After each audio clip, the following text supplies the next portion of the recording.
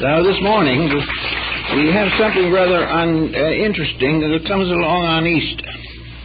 And it seems to me that in this particular difficult time, we should do some rather straight thinking on this subject and perhaps be a little less mystical and a little more practical in our approach to some of these matters.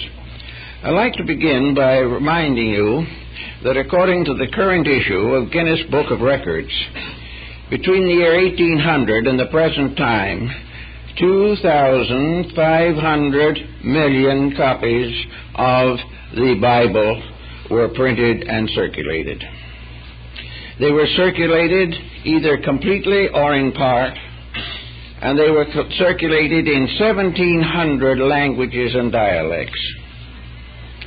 It would seem, therefore, that we must face the fact that the book has had a tremendous coverage, that it has not only had this tremendous publication since the year 1800, but it has also has been published long before that time, and probably at least 500 million copies were in circulation in the early years of printing. So all over the world this book is known. And all over the world, even among other religions, the book itself is respected. It is recognized as probably the greatest moral code that has been given to mankind. Certainly it is the greatest moral code that has been given to Western society. Nearly all other religions, however, essentially have the same basic concepts. They all have the same deep desire for the spiritualization of humanity. They want human beings to live together in peace. They want nations to solve their problems and become one under the guidance of divine providence. It is therefore, I think, rather important to bear in mind that against this tremendous testimony, a testimony represented today probably by 2/3 of the population of the earth, that in these times the principal objective of religion is not flourishing. The New Testament definitely gives the admonition of Christ, "Love ye one another." This is a statement that can be applied to governments, to various institutions of learning or art. It can be applied to political systems within the structures of nations. It can be also applied to private citizens, their homes, their daily living, and everything that goes to make up the 20th century problems and projects of mankind. Yet at this very time, in Latin America, Christians are killing Christians. In the Near East, Muslims are killing Muslims. And various nations everywhere are locked in conflicts. Assassinations are becoming more or less too frequent, and in many cases are proudly claimed by these militant groups. In our own communities, we find an increasing indifference to laws and human decency. We see things that seem to be falling away from the integrities which are most necessary to survival. People who go to church on Sunday work in munition factories during the week. Everywhere, the principles are being sacrificed either to profit or to the emergencies of the hour. So on this occasion, at Easter with us, it seems that we should definitely try to understand and consecrate our lives to a more orderly procedure in harmony with the divine codes which we have received. Also, by general recognition and examination, it has been well established that of the present population of the earth, nearly 3 billion are religion-oriented. That means that over half of humanity, or at least a full half, has spiritual convictions. How does it happen that these convictions are not accomplishing any major purpose in the arbitration of world problems? Why is that part of society which is most idealistically founded fail to speak up in some way, to do something to indicate the recognition that the present procedures are wrong? In the 2,000 years since the birth of Christ, there have been literally thousands of wars. And they have become progressively more dangerous, more deadly, and have constantly sacrificed huge numbers of human beings. To what? Today, the materialistically oriented individual has no answer for the problem. He has no answer perhaps for the reason that while he may not believe in afterlife beyond the grave, he has no way of preventing the destruction of him while he still lives. So it is not a problem simply of a religion based upon immortality. It is a religion also that is based upon the protection of mortality to the degree that it is possible. The unbeliever and the person who breaks the common rules of world ethics has no justification and can gain very little satisfaction from the compromises that he makes. So here at Easter time, perhaps it is advantageous for us to consider the mystery of the resurrection, not in terms simply of an event that happened 2,000 years ago, but in terms of a constantly continuing event, the resurrection of realities within ourselves, within our societies, our nations, and our races. The Apostle Paul tells us in very simple words, Christ in you, the hope of glory. The second coming of the Messiah must be a coming through those who understand, cherish, and preserve his teachings. The time has come, therefore, for us to realize that the survival of Christianity is not in the hands of our political leaders. It is not in the hands of the great opinion makers in the world of material affairs. The preservation of our ideals rests squarely with ourselves as individuals. And if enough individuals decide the course of their conduct, tyrants will have very little effect against them. But the individual who believes certain principles must make every possible effort to live those principles and to make them a vital factor in his daily existence. Now, over the last 60 years, we've worked with a great many people. And we have worked with countless people who sincerely believe that they are good Christians. They believe that they appreciate and understand the mission that Christ came to accomplish. They believe that they have been brought into the sanctuary by baptism, christening, or some ritual or rite. And they also have a great hope that in the fullness of time, the great messianic mystery can be fulfilled.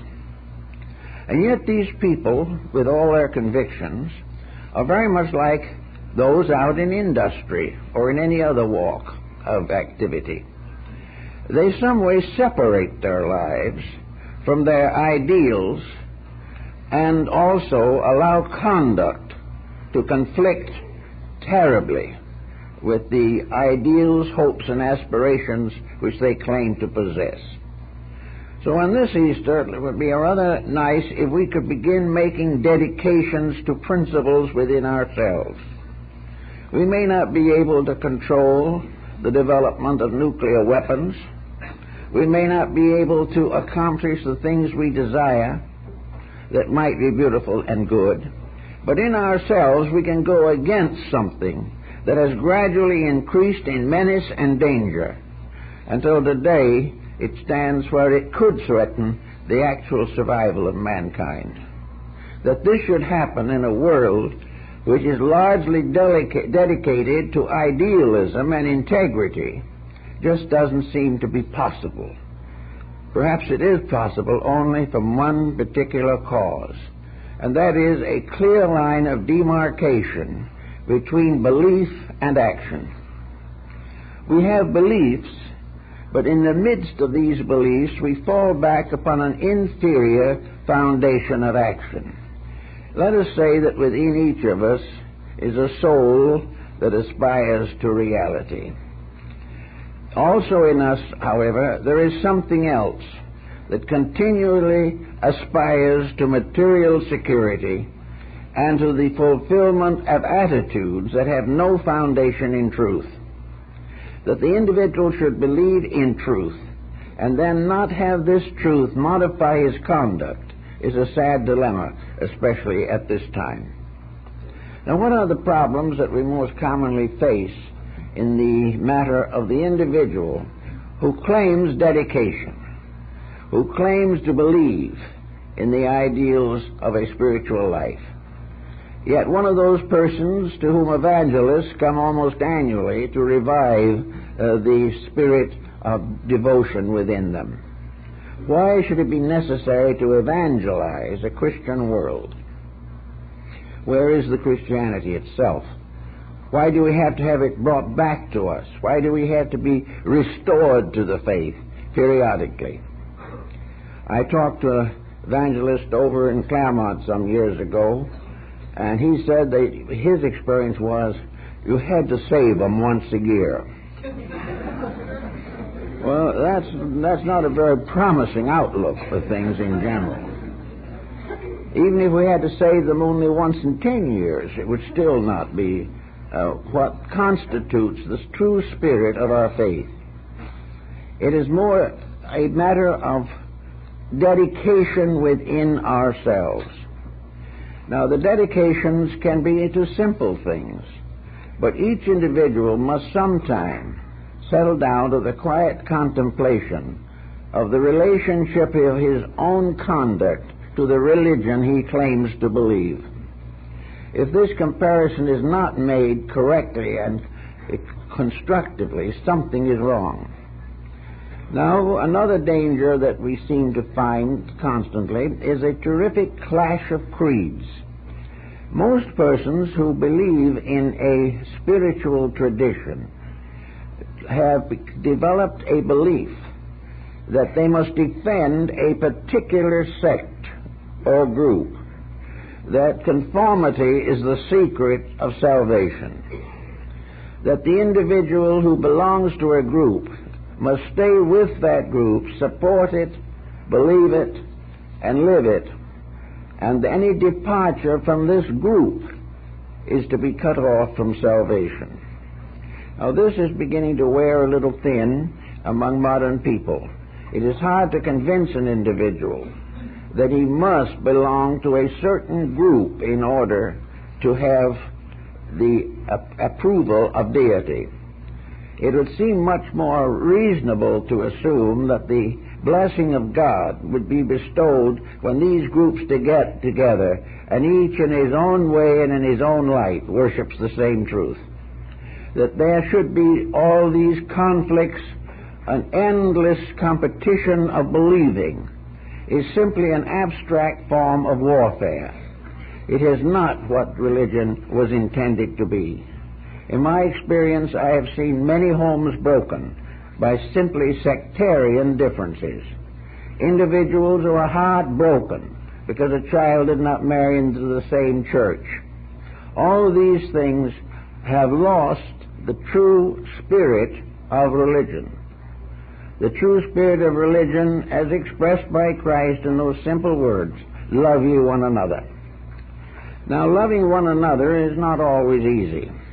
If it was, it wouldn't be a virtue. And if it was common practice, there'd be no need to cultivate it. But it is necessary to consider it today. So if you happen to want to find in this Easter a sense of the experience of the presence of God in your own heart, if you want to really understand the messianic mystery as it has descended to us from nearly 20 centuries of human experience and suffering, then it might be very wise to look over our own conduct, look over the things we do, and remember that this conduct does extend beyond ourselves. There are very few people who make mistakes except these mistakes go on to other people. There are very few individuals who will say a cross word that only hurts themselves. It goes on to complicate the lives of others. It is something that we all have to recognize, that our conduct becomes a kind of program of enlightenment and education. Well, one of the common things, for instance, we have to face here are broken homes. There are too many of them. And yet these broken homes are, for the most part, two persons who claim to believe in God, but have lost faith in each other. And there may be very good reasons why these complications arise. But if the individuals involved are truly sincere, placing the will of God before their own personal preferences in matters, they may find, or would find, that the decision based upon a spiritual cooperation would bring greater comfort, greater permanence, and greater solution, and would bring far less sorrow into the family. The same is true in matters of children, that the children should not have the proper care because of selfishness of parents is contributing to a dangerous situation in society. Even the Chinese knew this. They knew that when the time comes and respect within the family breaks down, the nation is lost. There are all kinds of feuds that arise in life. There are memories that we have to get rid of. Now, we can't really get rid of a memory in the sense of saying, I'm not going to remember. But we can gradually transform an unpleasant memory into a valuable lesson. When we look back, we should not think, first of all, of how we have been wronged. We should think, rather, what our own responsibility was. Did we share in this guilt? Were we partly, at least, responsible? And if possible, is there some way of reconciling these differences? It is unfortunate indeed for any person to leave this world leaving an unsolved difference behind them. All these things are part of a religion that is based primarily, as Emerson pointed out, upon conduct, upon the individual living his faith, living it and allowing through this living of his faith for an eternal power to come through into him and through him into the world. If there is no love in our own hearts, it is going to be very difficult to bring peace into the world, or arbitrate the differences of beliefs, or prevent those who love God from killing each other. This type of situation is getting critical. And while to most of us the solution cannot reach out into the larger world, over which we have no influence, really, it does reach into an area of influence which each of us has. We have some friends, some relations, some acquaintances, some responsibilities, some decisions, which, if improved and in various ways religiously oriented, could be a great help to bring better situations to this troubled community we live in and call the earth. Actually, almost all of our selfishness is so short-sighted. It isn't very much good to us even while we are thinking that we are making ourselves happy. Selfishness actually doesn't help to make people happy. There's an old saying, I think Josh Billings may have said it first, and that is that whenever we get what we think we want, it loses interest, and we must want something else. And this is because most of the things we want really are not interesting. They hold our attention because they require a certain amount of specialized effort. But once acquired, they lose all value. and most of the projects which get us into trouble have no permanent or enduring significance. They are things we'd be just as well off without, even though we may not realize it at the time. Also, we now find wandering about our streets and everywhere delinquent young people, and we like to assume that this delinquency is due to conditions beyond our control. It may be that much of it is difficult for the individual to take over, but there are opportunities for each person. I've had too many come to me with the problems not to realize that wherever a problem arises, the thoughtful person can do something about it. Whereas the individual who is completely selfish, self-centered, and interested only in his own affairs simply contributes to the miseries of mankind, accomplishing nothing for himself that is permanent and doing no good to others. Therefore, at Easter, I think we want to begin to think in terms of the mystery of a resurrection of realities in our own hearts and minds, a wiser use of our worldly goods, a greater dedication to the suffering of mankind and what we can do about it, a better sharing not only of what we have but what we are, greater tolerance and patience, greater kindness in moments of emergency, a greater tendency not to think first of ourselves. Our enemies, nationally, internationally, racially, culturally, are mostly selfishness and ambition, the tremendous determination to advance our own ends. For this particular reason, we are perfectly willing to sacrifice human life because it will give us here a good opportunity to make wealth by devising methods to destroy other people. All of this selfish production deals with a factor that we are all going to have to face, and it may be an unpleasant head-on collision when it comes. Little by little, we have become wealth-oriented. Wealth takes the place of conscience. To accumulate is more important than to become better. To hold on to what we have desperately, even if it takes all the energy of our living to do it, is more important than holding out a helping hand to anyone else. This wealth orientation is also, of course, part of a very interesting pattern that arises in society.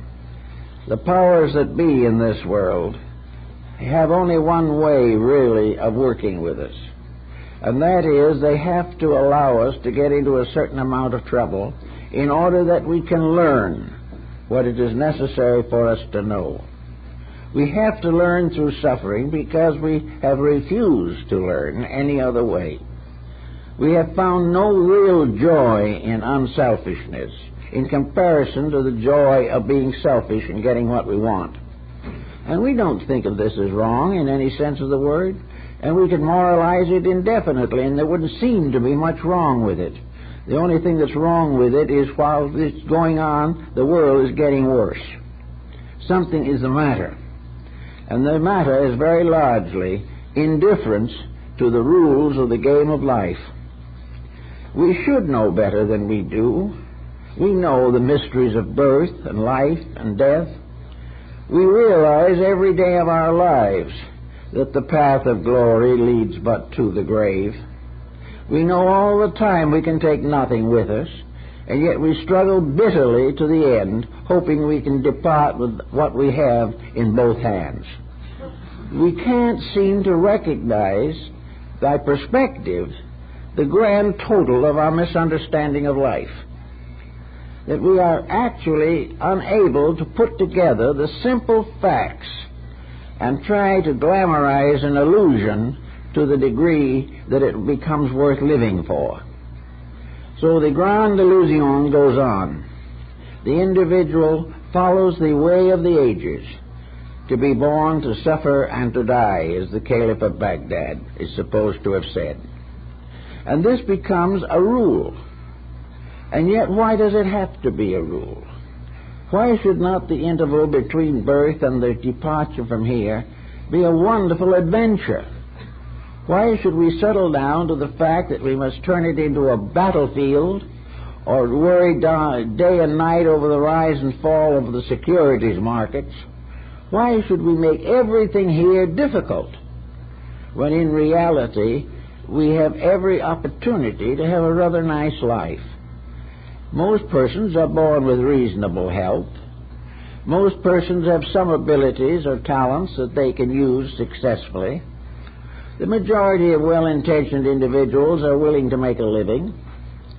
But all through all these convictions, terrific exaggerations of emotion and thought corrupt the morality and ethics of it all.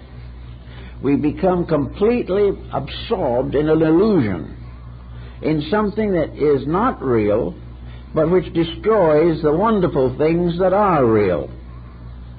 And the wonderful things that are real are peace, happiness, reasonable security, friendship, kindness, and these gentle virtues by which we can all live our span of lives without unreasonable suffering.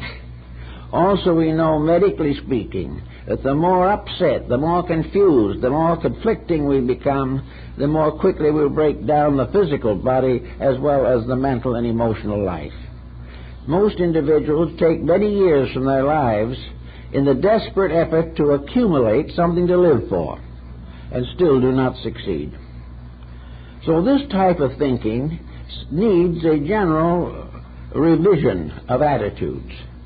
And actually, we have this tremendous spiritual promise. We have the idea of the eternal power sending into the world great teachers to help us, great spirits to ensol and lead us, and wonderful privileges to learn. We have the constant example of what really is important. Now, another interesting or somewhat conflicting remark is that the people in this world who are breaking all the rules cherish the memories of those who keep the rules. We honor mostly not the powerful or the rich or the dominant characters of life. We actually honor most those who have had least of the world's goods, but have given the most of hope and understanding to the human heart. Jesus, they say, had no place to lay his head. He was poor to the end and has become the uncrowned king of the world. But those who claim that they admire him more than anyone else do not fully understand him when he says, "If you love me, keep my commandments." Now, if the Christian loves Christ, he must keep the commandments. He must keep the rules. And if he keeps the rules will keep him. If he breaks the rules, the breaking of them will break him. So we believe in these things. We cherish them. So the time has come when we must do something about them to create a better condition for the future. Buddha renounced an empire, or a kingdom at least, and went out as a beggar into the world. Confucius left all in order to teach. Lao Tzu, disillusioned, went out into the Gobi Desert, leaving behind a world that never understood him or what he was trying to do. Muhammad was poisoned. Pythagoras was assassinated. Zoroaster had a spear in his back. Those who have loved man most were also most hated. They were feared because they would destroy the idea of temporality which we are trying to sell ourselves and have been trying ever since the beginning of history. We are trying desperately to live in a world too small for us. We want to stay in the world where we can do exactly as we please at the expense of everyone else. We do not want anything to interfere with the little private empires that we want to build. Therefore, if someone comes along, we crucify them, and centuries later we glorify them. Bernard Shaw made a great point of this in his story of St. Joanne, where all the world honors Joan of Arc for her visions and her sacrifice and her martyrdom. But as Shaw pointed out, if she was born again today, she would be burned at the stake again. Because what she interfered with was the whole self-centeredness of a humanity, which should be God-centered, which should be centered in integrities, but is not largely centered in personal advantages. So at Easter, I think it'd be very good to try to make peace with realities. Not necessarily just because we know they're right, but also because we want to be more or less practical people. And the most practical people are those who keep the principles. Those who break the principles are never practical, although they may seem for a short time to enjoy certain advantages. No one can ever break the rules without ultimately getting into desperate conditions.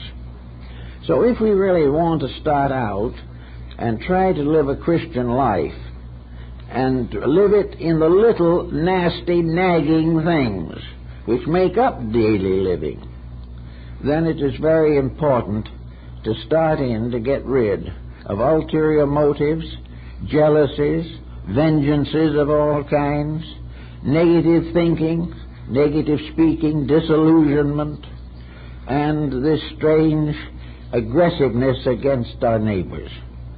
All these things just don't fit in to a program for Easter. Perhaps what we need most of all is to emerge from the shell that we have built around ourselves and look at ourselves as a group of little newborn chicks which have done nothing to hurt anybody, but may have an unfortunate life if they're not careful. We should, in a sense, start a new life.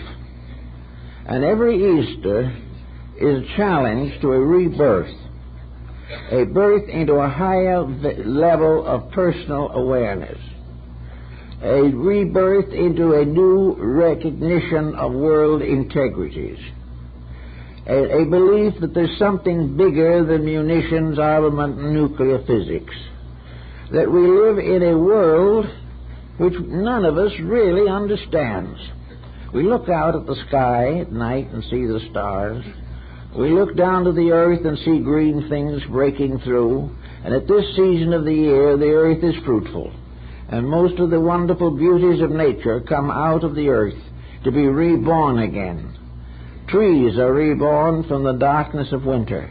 Everywhere nature takes on a new life because of the coming of the sun at the vernal equinox. In a sense, therefore, the Christian mystery has to do with the Sun of Glory, the tremendous light of inward love and faith, and the signification of its resurrection every year at the vernal equinox. The ancients worshipped the vernal equinox because it became a symbol of a revelation of integrities. It became a symbol of the annual rebirth of hope, rebirth of faith in humanity, of charity, and of all the good things we long for. It would be good, therefore, that in our personal living every year at Easter there would be another release of our own divine content, our divine internal, that on this particular day we should herald again the glorious rebirth of light and truth, that we should overcome the belief in death and realize the mystery of life everlasting. Each year could be a time for a new statement of faith, a new review of the year that is gone. Pythagoras of Samos recommended that the philosophical-minded people look back over a period of time, a year or even a day, and try to see what it really meant. That it is not something you just forget about and dash on to something new. Look back over a year and find out what you learned. Find out whether you have learned to have greater faith or have lost more faith. Whether you have been able to remedy some mysteries and some misfortunes of life or have simply made new ones. Perhaps you have regained a friend that was lost. Perhaps you have lost a friend that you could have saved. Look over the year and see what it all adds up to in a great pattern far beyond the boundaries of our homes, our communities, and our planet. That all of these processes have to do with life. And the life in us is the same as the life in the star. We are all part of one eternal life in eternal manifestation. And it is our privilege and our right to channel this life, this light, into ways of integrity and creativity. It is perfectly possible to recognize the problem of the Last Supper, in which we find the symbolism of truth becoming the nourisher of reality, hope, and love, dying for us.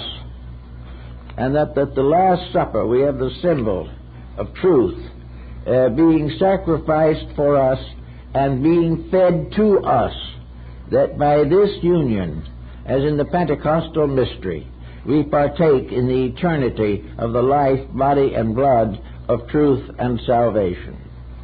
Therefore, that at this season, the truth that went into us, maybe over a period not only of years but of many lives, the truth that was locked in us from the beginning of existence, the truth that is locked in every star, in every planet, in every cosmic system, that truth should be celebrated on this day because of its resurrection, and we should provide it with the opportunity to reveal more of itself.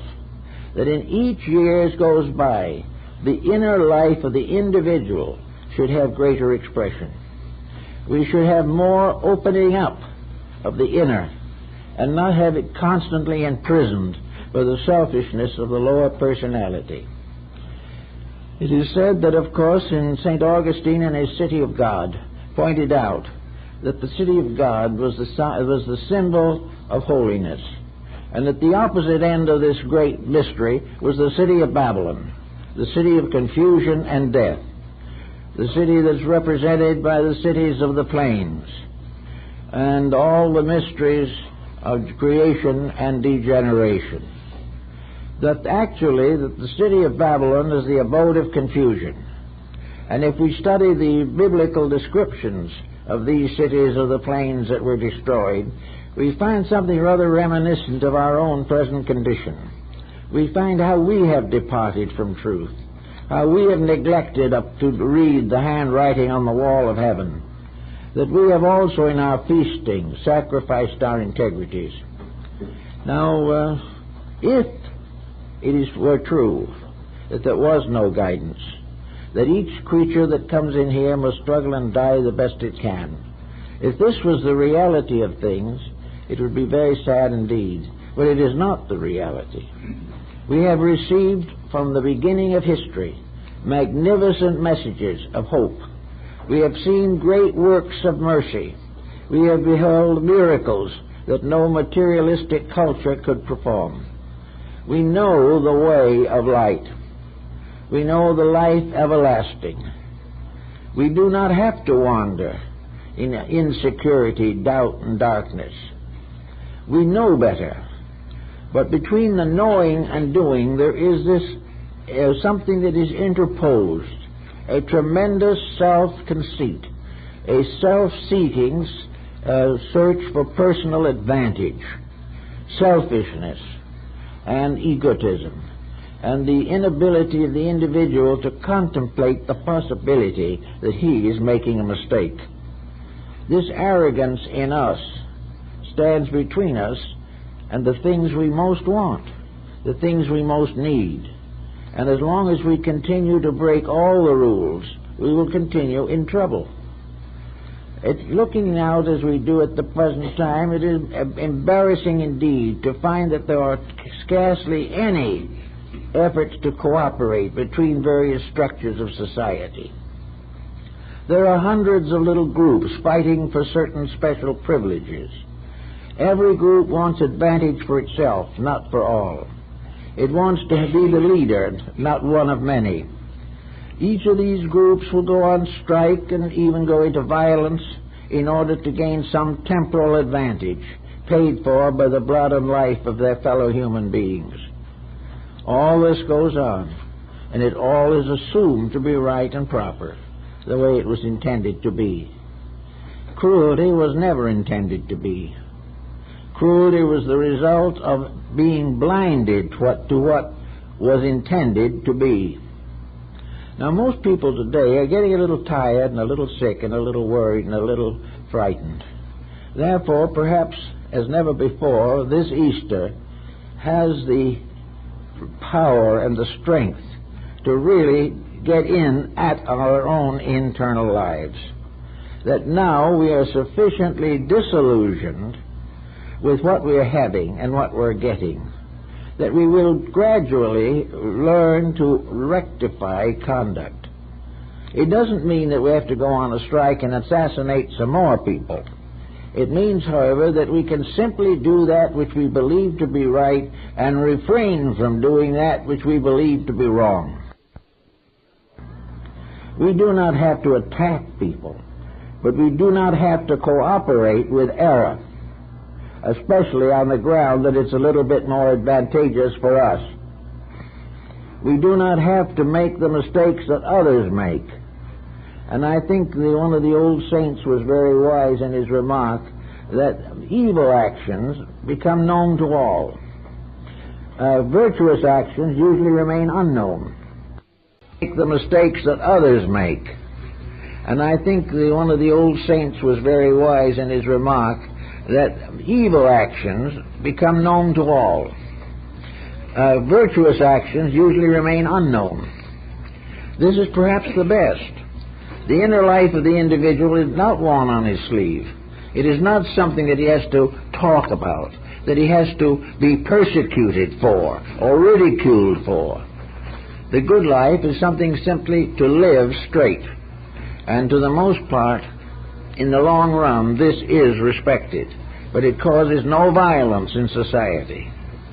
And as the scriptures have pointed out, the treasures that are stored up in the inner life of the individual are not taken from any other person. No one is poorer because we get stronger in righteousness. No one is deprived because we gain greater insights. Material problems make us perhaps pauperize each other, but the spiritual integrities of life help us to redeem and enlighten and protect each other throughout all the years of life.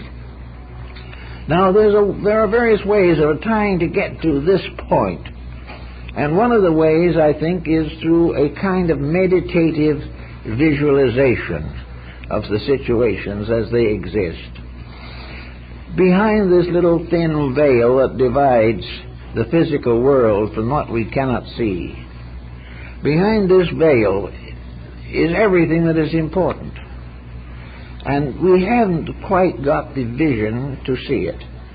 Some think they have and hope they have, but very often their testimonies are arbitrary and conflicting. One thing is true, however, that through a kind of internal meditation upon the realities of life, the recognition of big things in nature and in the universe, things that we may see either in a great tree or in a tiny flower at the foot of a bush, things that bring to us nature, that show us the infinite diversity of activities which make up life, the ever-present manifestations of a divine energy, that all things live because of one life. All things live because that one life is growing in them. And the growth of that life is evolution. It is the spiritual ideation, the final unfurling and unfolding of the great divine potential in the end, that we may all become as gods, knowing good and evil. That must come in the due course of time, that we shall become this particular being, a being in which the perfection of life is glorified, and that we become great not in ourselves, but because of an eternal greatness that lives within us. The Oriental mind, particularly in the Northern Buddhist system, uses the concept of the Lord Maitreya to recognize the ever-coming reality. The word Maitreya, or the Buddha to come, who is waiting to be born into this material world, is a personification of a principle. It is not a man sitting up in a heaven somewhere waiting to be born, or a woman doing the same. The actual point of it is that the ever-coming Messiah, called Maitreya in the Orient, is simply a word which means kindness. The word Maitreya, the Savior of all nations, is kindness, and it is to come. It is waiting somewhere to come into the lives of all of us. Kindness is the healing power. It is the miracle. Kindness winds its way through all phases of existence. It binds up all wounds. It ends all animosities. It closes forever the gates of wrath. So somewhere this kindness is. And one place where we know it is in ourselves. We have had moments of it. There have been moments when we were very kind. Then there were moments in which we forgot to be kind. There are moments when we have been heroic in the terms of the expression of the best parts of ourselves. But then we get back to the daily procedures of life, and all these things fade out, and we begin again to nurse our little selfishness at the expense of the greater part of ourselves. Now, what is the answer to it? Supposing we did try to cultivate kindness, that we recognize that wherever kindness is, the blessing of heaven is upon it and upon those who practice it. Supposing we say, well, that's going to be very expensive. If we're really kind, we're going to have to forgive people for things they've done to us that we don't think were fair. We have to try to get over the common impulses to improve our situations. We have to get over the tendency to be a little unscrupulous in the fulfillment of our own ambitions. These things are going to be difficult. The question is this true? It might be true if we were going to be here forever. But what is the reason why we cannot do these things in the view of the fact that in a short time we just aren't going to be here for a while? Now, we may be back, but if we come back, we will be ruled by the degree of kindness that we have developed. The one thing we can take with us is self-improvement. And if self-improvement is nursed and nourished, it is the one asset that can come out of material life. 10% on the bonds won't. None of these things can. They may all be all right in their place, but wherever the individual allows unkindness to motivate his action, he is committing a mistake, and that mistake is going to stay with him until he corrects it. And it is always going to stand between him and joy, between him and peace of soul, between him and his own conscience. Now, conscience is very valuable in this particular situation. Some have felt that conscience is a sort of hereditary virtue, a sort of self-hypnosis.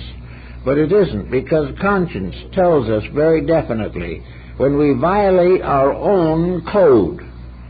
Conscience may not interfere with us if we don't agree with someone else. But if we commit an action detrimental to our own life, conscience is there. But this little voice of conscience seems to be getting weaker every day. And very few people now allow it to interfere with anything they want to do. But here we have a world in which we're not going to be able to want to do these things. It's closing in all the time. The mistakes we have made are becoming more and more difficult to remedy. Therefore, we must begin to realize that we may have to live for quite a while in an environment almost completely dominated by mistakes. things that shouldn't be, things that should not have occurred, but did. To meet this, we have to have strength of internal character. If we don't have strength, we will fall back on corruption and perhaps find life completely miserable. We have to have strength of character to face the way things are now. And it is because we haven't developed that strength in the past that things are as they are now. So at the moment, the most important thing we can do is to develop a sufficient degree of strength to sustain us through difficulties, through tragedy if necessary. But if it's tragedy, it is tragedy we have earned, through thoughtlessness and selfishness. But we have to have greater strength than we have now in order to face the present world confusion with peace of mind. And faith is the only thing that we have that can stand against the disasters of life. And this faith is not an excuse. It is not an evasion. It is not something we simply do to try to deceive ourselves. Faith is a deep realization that the truth exists, that we are part of that truth, that in spite of anything we can do or try to do, that truth is still there. We must make peace with that truth, for the truth in itself cannot make peace with us. We have to make the gesture, the motion ourselves. And if we do this, we can find out a little bit about, for instance, the Pythagorean discipline that I just mentioned. Namely, that by looking back into a day or a week or a year, we see a microcosm of our entire lives. We can understand the motions that dominated us.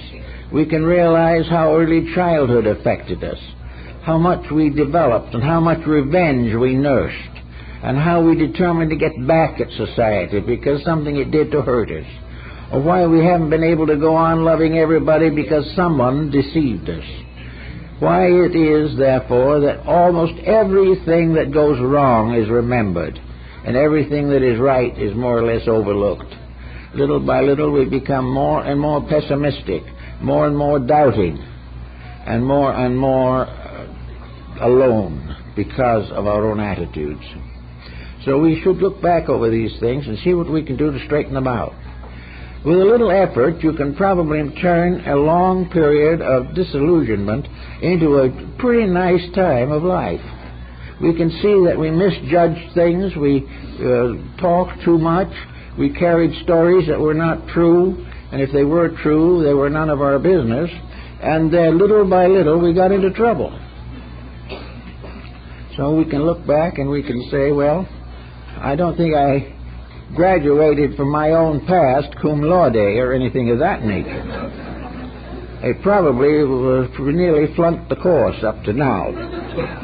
But there's always a possibility of making a great advance by watching the result of past mistakes. So this Easter, let's try to say honestly and firmly and really that we do not have an enemy in the world, that we have no one we wish evil to or ill. We have no one we are afraid to meet tomorrow or today, that we have nothing in our lives or in our relationships with life that we cannot face constructively, that if the truth needs to be told, we will tell it, but we will tell it always with kindness, never with bitterness. We will never insult other people because we think they deserve it. The more they deserve it, the more they need help. Everyone who is wrong is suffering from some kind of mental, emotional, or physical sickness. Selfishness is a sickness. Hate is a sickness. And the hate is a sickness that is worse than any malignancy that you can have in the body. All of these things we can think through. We can begin to figure out how we could make a better life. This is part of the secret of the Oriental mandala philosophy. A mandala is a visualizing or a picture meant to represent a spiritual reality. Spiritual realities cannot be actually visually seen. They are far off in the great world of causes, but they can be experienced to various degrees. And the experiences suggest patterns, parables, allegories, fables, and emblems. This recognition of the nature of the infinite cannot be brought to us on a film or something of this nature, but we can build within ourselves the vision of its proportions, the shape of it, the glory of it. We can, to a sense, gain for it a certain form, a likeness, a habitation in a body of some kind, if that body is only our own thought. But if we begin to glorify the invisible, if this becomes more and more wondrous and luminous, it also gives us greater strength with which to fight the problems of the visible. We will no longer regard things around us as omnipotent, and will begin to move our faith, our hope, and our conviction towards this vastness which we begin to experience and which we know has to be there. There's nothing else that could support the galaxies that go on forever. There's nothing else that could ensoul all forms. There is nothing else that could give us the power of sight or the power of thought. All these things represent forces beyond our comprehension. But we know they're there, and we know, therefore, that they are part of a plan, and that we are all purposed creatures, not individuals simply floating around in a mist of matter. So with this realization coming gradually through us, it becomes much easier and less difficult for us to experience the kind of life that we need, the kind of life that will bring us internal peace. And at Easter time, we could imagine that you're standing perhaps in a great cathedral like Chartres, or perhaps one of the most beautifully ornamented, the Cathedral of San Marco in Venice. Here, the walls and the ceilings are covered with the most beautiful mosaic pictures. Pictures in the domes of the various rooms that rise up like clouds into the sky. We see the heavens unfold, as in the chapel of the Vatican, the Sistine Chapel. Everywhere these mosaics, paintings, symbols represent a larger world, a world beyond our comprehension, really, but a world which in some mysterious way we know has to be there, because if it was not there, we would not be here. We are inevitably bound to causes that we cannot see, without which our own existence would be impossible. So we look up at all these beautiful pictures that are dreams, ideals, visions, inner convictions of exalted moments in the life of an artist or in the life of a great cleric. And in these things, it seems as though the sky is opened and we behold the glory of the infinite. Now, in our own little private life, Bamy, the German mystic, was one who had this experience of the opening up of something beyond the common sight of man. He had this inward vision in which for a moment he beheld the glory of the world. He beheld the infinite expanse of power that was necessary to make a grain of sand exist. He recognized for a moment the light that ensouls and ennobles a seashell. He began to sense all of the glories that surround a budding flower, and most of all, the tremendous cosmic progress, the pattern of things, the infinite pageantry of causation, a pageantry which can be mysteriously felt in a moment of ecstasy. Ecstasy which is to religion what hysteria is to problems. This is the tremendous vision that Bamy had. He beheld the great light of things, and he realized that behind it all, somewhere, is the supreme mystery. A mystery that cannot fail, that is absolute, that nothing can add to or detract from, and that it's in this mystery that everything that exists lives and moves and has its being. And it is the power of this wonder that helps all of us in our own small lives to live better, to live more constructively. It helps us to understand, and most of all, perhaps, it gives us faith. The faith that comes from the sensing, the intuitive realization that there is this greater thing, this more than we can ever hope to understand. Certain visions have come down to us relating to it. Mystics have described it in various ways. Perhaps their descriptions are all tinctured by their own personal developments. But still they have sensed, as Plotinus did, the tremendous power of that which can be experienced occasionally in the inwardness of things. Plotinus mentions that for one instant he was aware of reality. For a moment the great gates opened, and then they closed again. But for that moment, he lived the rest of his life. He needed no more. He had suddenly had an experience that convinced him beyond doubt of the tremendous integrities of life. Now, from some way, we're going to have to restore the experience of integrities. We are going to have to find our way of bringing our world back into order. We are going to have to discover what love really is. That love is not in being loved, but in loving. That love, as St. Francis pointed out, is the individual without reservation bestowing the noblest of his emotions upon those around him, expecting nothing in return. That the great power of things that is in the innermost, this mystery that Bamy tried to describe, gives forever and asks nothing. That the power of good is fulfilled by its own bestowing. That all that is beautiful and noble is its own reward.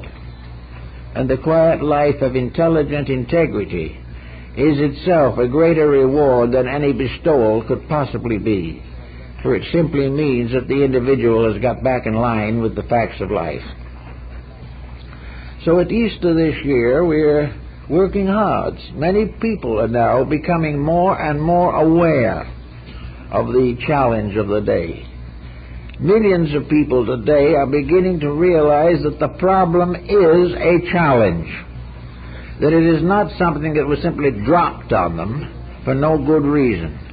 More and more of us are realizing that the mistakes that have been made are the reason for the problems that are now facing us. And there is a grand motion, a very definite motion, toward the restoration of the integrities of life. At this time it is limited to a few, comparatively, but it is in the hearts of many. Many people are planning changes in their ways of doing things. They are planning to build better structures. Educational reforms are taking on tremendous momentum.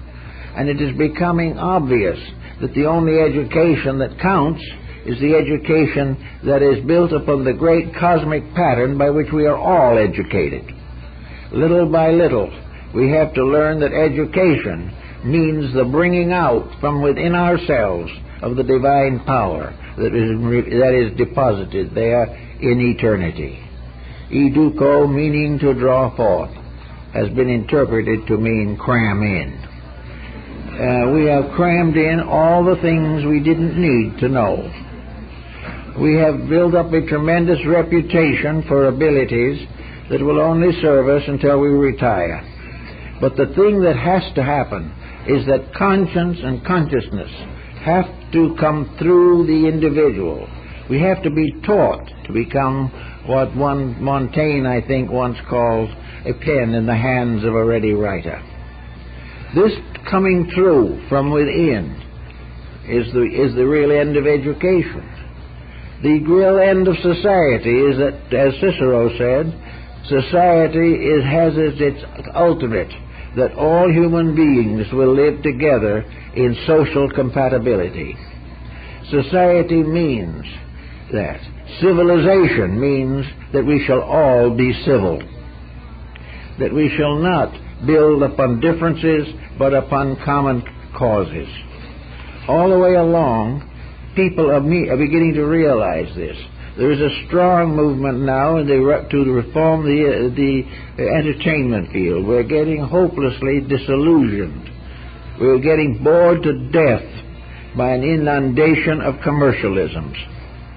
But we have done it. Each individual who thinks he's got 5 cents to profit keeps it up. But gradually it is becoming so obnoxious that most people are disillusioned. The returns and records and announcements on various reports show that entertainment field is losing ground very rapidly. Why should it? Because to the large measure of things it isn't entertaining. Actually, entertainment must be useful. Entertainment must help to the individual to see the values of life. Entertainment must have certain background in realities. And it must also inevitably point out the importance of that which is the best. Until these things happen, entertainment will be contrary to the conscience of many people. And this conscience is becoming more irritated every day. The same is true in land allotments, in food, in clothing, in natural resources.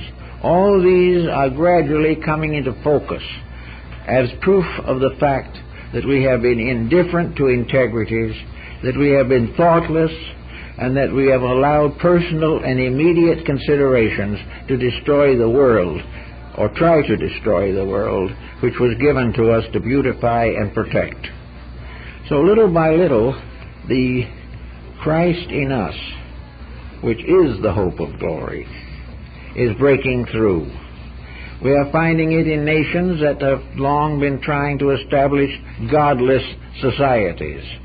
The godless do not increase in number.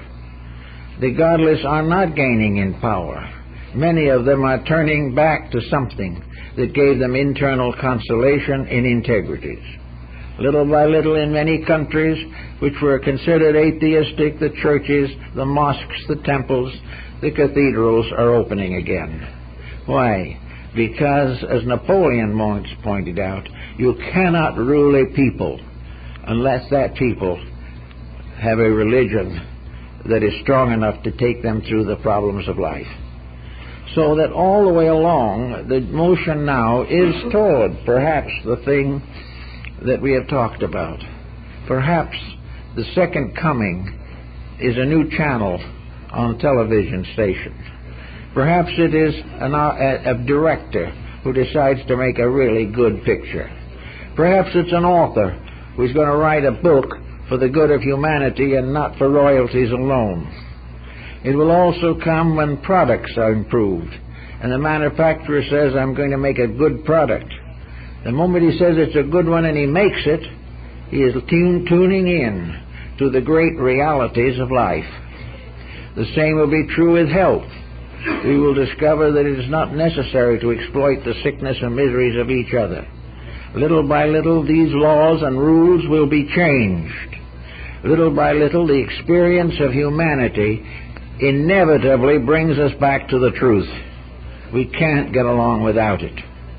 Therefore, all the deceits of the ages, the thousands of wars of the past, the inquisitions and the conquests, which have mutilated society from the beginning, these will gradually destroy themselves because they cannot continue. We are gradually reaching a point where we have exhausted the potentials of our own stupidity. We have no longer anything to support the foolishness that we continue to consider to be so important. So I think we must accept the simple truth, namely, that every Easter things are going to be a little better, because every year that lies between is going to make changes more inevitable. And Nostradamus, in his predictions, for example, described that in the next century there would be the coming of the Paraclete, the Prince of Peace, that we are coming closer and closer to the time when reality is going to break through with a crash. Reality is going to come through. And it is not going to be a deathbed conversion. It's not going to come when it's too late to do any good. It is going to come as the intensities of the present problems become obvious. When we look at the world today, we must all, I think, admit that it is in foul condition. It is in miserable condition. It cannot go on this way indefinitely. We will have more wars and rumors of wars, but there will not be such long ones. Not so many people will fight them. Not so many people are going to be intimidated into doing wrong for self-preservation's sake. Little by little, these things are going to clear. And looking over the last year's reports, there seem to be so many rather hopeful signs and indications of people waking up, finding new values, finding greater privilege and opportunity in working with the young and taking care of the desolate. We are becoming here a nation accepting into ourselves the sufferers from 50 countries. Now, it may seem this is a terrible strain upon us, but I think it is the way that Christ would have wanted it, namely, that we shall take care of the little ones, and that those who suffer, we shall sacrifice for them if necessary. All the way along, the sorrows are bringing their own solutions. Peoples are beginning to find new goals, new rewards for action. A simple society, run on normal processes and principles, and dominated by brotherly love, could solve most of our problems. We may say that it would be hard on the economic system. It wouldn't be, because the economic system has always existed primarily for one purpose, and that is a convenience. An economic system makes it unnecessary for the individual to carry the groceries in his own pocket. He can buy and sell without delivering the animal right there on the marketplace. He can do things, he can have things through a great exchange. This can continue. There can always be proper exchange, but it can be fair and honorable and just. We can do all the things that are right, and having done them right, we will observe a quietude, a peace, a gentleness coming in. We shall not be troubled by people who are led to narcotics and alcohol simply by the stress and weakness of their own natures. Little by little, it's going to come through. I feel perfectly satisfied, and always have, that never will this world be left without the guidance it needs. The only problem we have is to recognize it when it comes. If we don't recognize it, that isn't even so desperately bad, because it's going to come whether we recognize it or not. And we're going to have to live with it. And for a moment it may seem rather oppressive, but in a little while we shall discover that it is easier to be happy and honest than it is to be ambitious and dishonest. All the things that we don't like are going to gradually be transformed into what is right, or we will learn to like that which is best. So on Easter, I think we ought to think about these things as much as we can with a view of making new resolutions in ourselves and trying in our own hearts and minds to see the sky open and the heavenly victory of truth over the injustices of material existence. We are victims of a material ignorance, but only when we do have contact with the inner part of our own lives can this ignorance be corrected. And the ancient symbols, the mandalas, the various emblems and diagrams of the past, the visions of the great artists, the Madonnas of Raphael and Tintoretto, all these great works of art are inspirational works, all based upon the concept of the reality of something sacred, something important, something divine, by which we can lift ourselves out of the mire of our own making. Therefore, at this time in Easter, I think when we sit down to Easter dinner or something, we should have a little prayer in our hearts and minds, that our eyes may be opened. For it is in the opening of our eyes that we experience the second coming. It is in the opening of the eyes that we behold the resurrection of truth out of the darkness of error. It is always happening, but we do not have the eyes to see it. When our own hearts and minds illumine our visual equipment, we will see that forever the truth is becoming. It is coming always. It is always unfolding through life and through living things.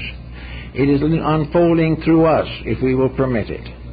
And by kindness and thoughtfulness and gentleness, we are bringing closer and closer the day of the great liberation, when there shall be one sheepfold and one shepherd.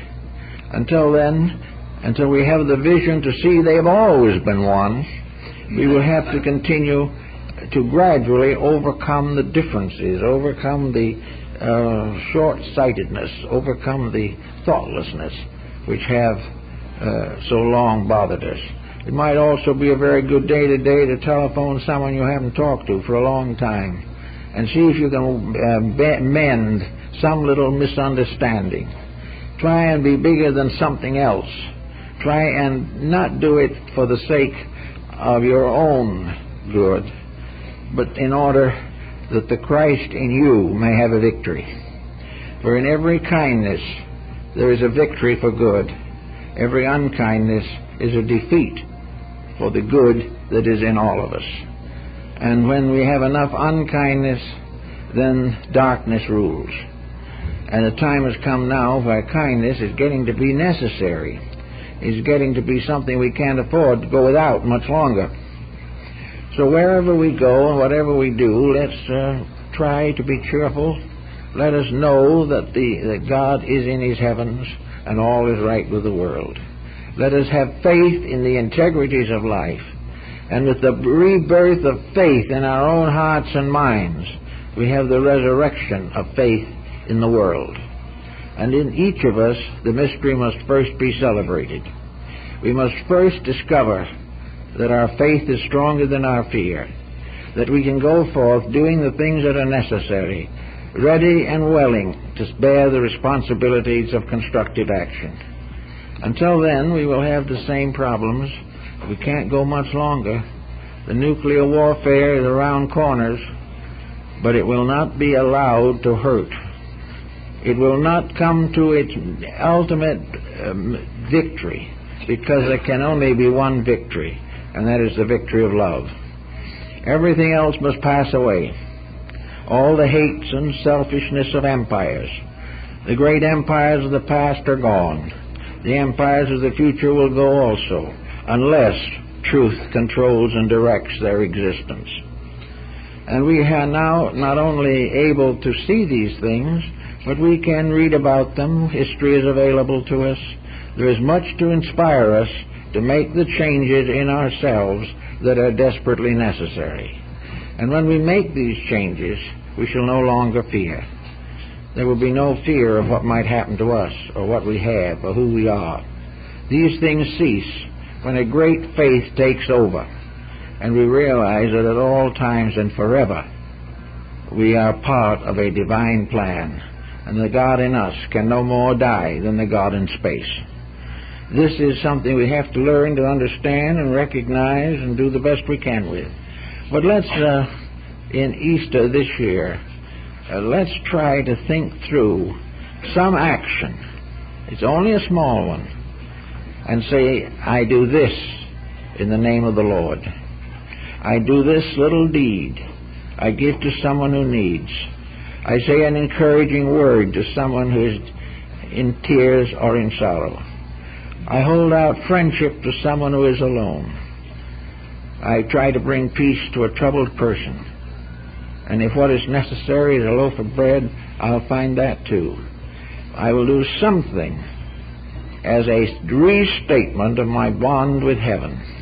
I will do something to prove that I still believe that love is supreme, and that all the problems of fear and hate are not strong enough to destroy the principle of human goodness that is locked within us all.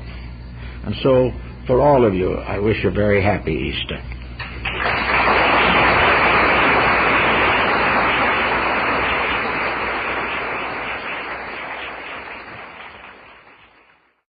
religions, however, essentially have the same basic concepts. They all have the same deep desire for the spiritualization of humanity. They want human beings to live together in peace. They want nations to solve their problems and become one under the guidance of divine providence. It is therefore, I think, rather important to bear in mind that against this tremendous testimony, a testimony represented today probably by 2/3 of the population of the earth, that in these times the principal objective of religion is not flourishing. The New Testament definitely gives the admonition of Christ, "Love ye one another." This is a statement that can be applied to governments, to various institutions of learning or art. It can be applied to political systems within the structures of nations. It can be also applied to private citizens, their homes, their daily living, and everything that goes to make up the 20th century problems and projects of mankind. Yet at this very time, in Latin America, Christians are killing Christians. In the Near East, Muslims are killing Muslims. And various nations everywhere are locked in conflicts. Assassinations are becoming more or less too frequent.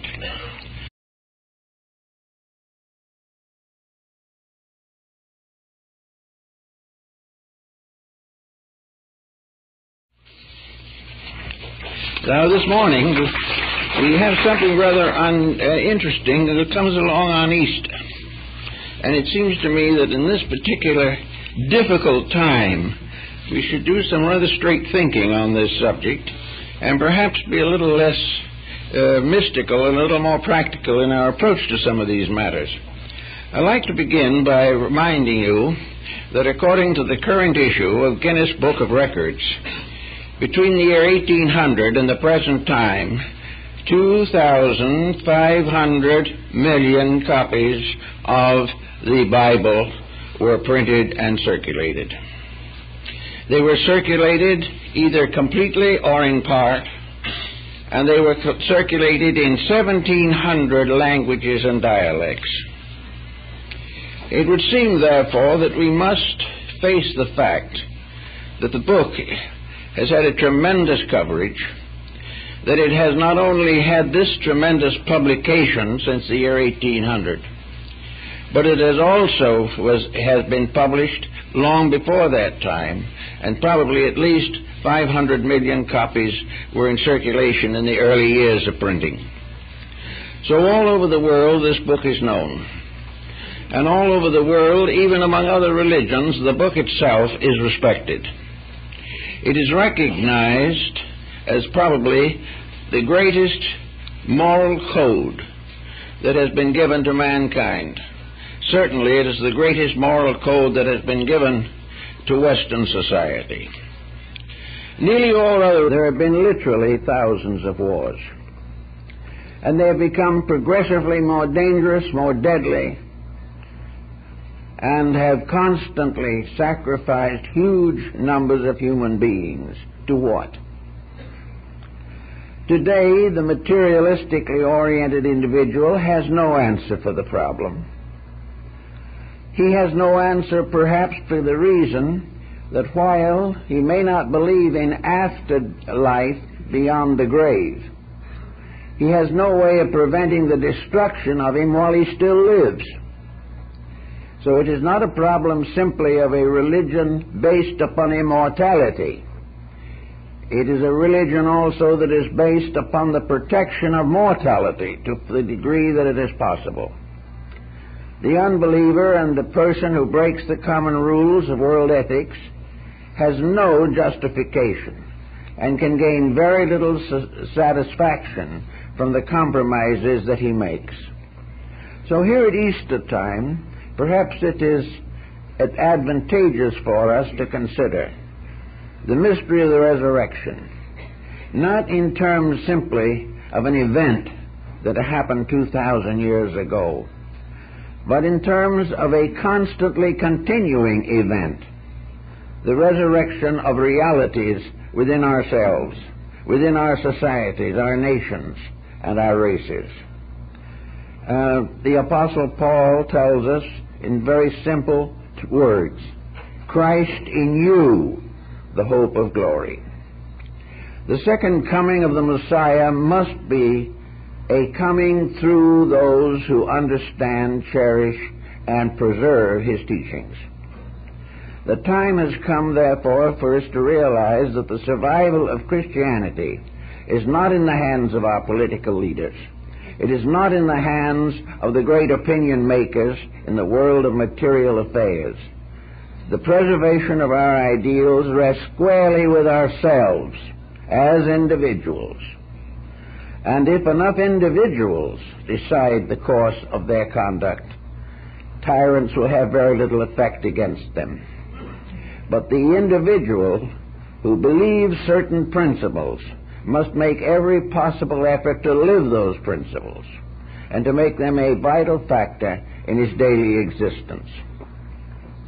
Now, over the last 60 years, we've worked with a great many people.